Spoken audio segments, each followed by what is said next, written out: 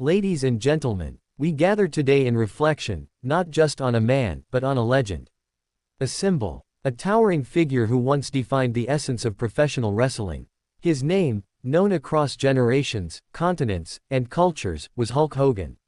But behind that larger-than-life persona, behind the roaring crowds and the signature leg drop, stood Terry Gene Bollea. A man, a fighter, a soul who bore the weight of both fame and frailty. Recent reports now shed new light on the final chapter of his life. A chapter he kept close to the vest. A private war he chose not to publicize. It has now emerged that Hulk Hogan had been quietly battling cancer, chronic lymphocytic leukemia, or KIA. KIA is a form of leukemia that affects a type of white blood cell known as lymphocytes. It is not a rapidly advancing illness, instead, it's a slow, silent progression that typically impacts older adults. And perhaps that's what made it so cruel. It crept in quietly, without fanfare, just as Hulk himself began to fade from the bright lights of the ring. We do not know precisely when he was diagnosed.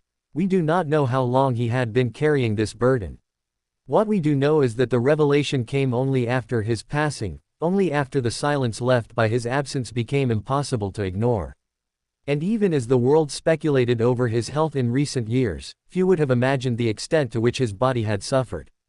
KIA was just one piece of a devastating puzzle. Autopsy reports, released by the Pinellas County Forensic Science Center, tell a story of layered decline. They confirm that the official cause of death was acute myocardial infarction, a heart attack. It was his heart, already fatigued by years of struggle, that finally gave in. But that wasn't the only battle he was fighting. Terry's body bore the scars of a lifetime spent in the ring. Not symbolic scars, real ones. Tangible, painful, persistent injuries. In May 2025, he underwent neck surgery. A high-risk operation, one that led to complications. He was intubated, and his condition worsened. He experienced renal failure, his kidneys struggled. He suffered from fluid overload, and he battled the suffocating weight of severe chronic obstructive pulmonary disease, or COPD. Each breath became a war. Each movement a negotiation with pain. And even amid that suffering, he kept most of it from the public eye. He had built a brand on strength, on immortality, on being the superhero with human skin. But underneath the muscle and the bravado was a man quietly unraveling. He died on July 24, 2025. Paramedics rushed to his Florida home, but it was too late. The icon had left the arena for the final time. Hulk Hogan's wrestling career began long before many of us were born. In 1983, he signed with the WWE, then known as the World Wrestling Federation. And with that, a new era was born. He was the golden-haired giant. The embodiment of American charisma. The man who tore his shirt apart like Samson tearing down pillars. Fans adored him. Children idolized him. He was, quite literally, the face of a movement. Red and yellow. That was his war paint. That was his calling card. Spray tan, sweatbands, and the unmistakable horseshoe-shaped mustache. Hulk Hogan wasn't just a character, he was a phenomenon.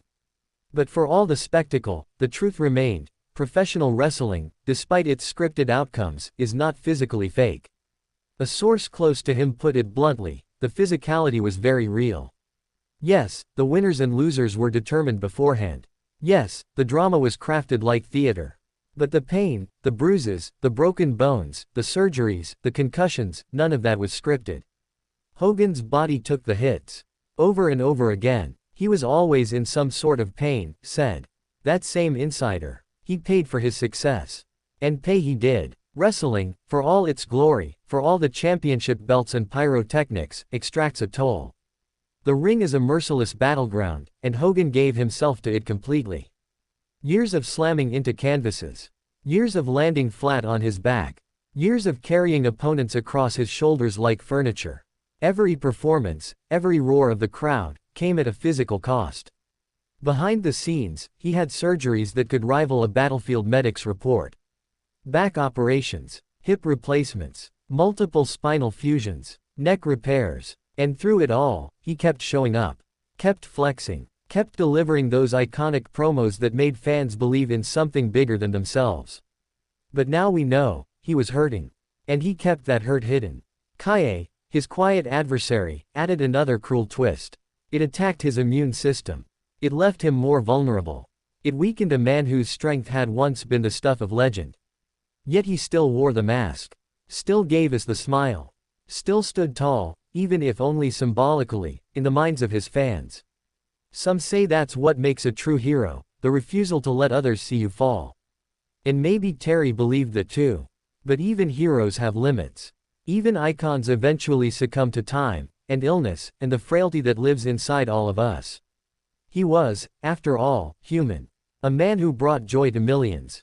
A man who inspired kids to train, to believe, to fight for what was right. A man who turned a scripted spectacle into something real, something emotional, something unforgettable. He stood across legends and created legends himself. From WrestleMania headliners to reality television, Hulk Hogan shaped the culture. He became a household name. He helped build an empire. And as that empire watched him fade, many didn't realize the truth.